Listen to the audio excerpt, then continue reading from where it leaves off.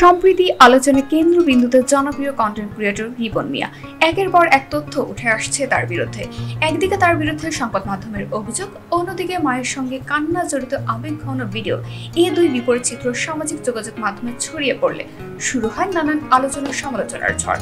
টেলিভিশনে প্রচারিত একটি প্রতিবেদন অনুযায়ী রিপন এখন স্ত্রী সন্তানে আলাদা বাড়িতে থাকেন এবং তার মা বাবার খরচ বহন করেন না।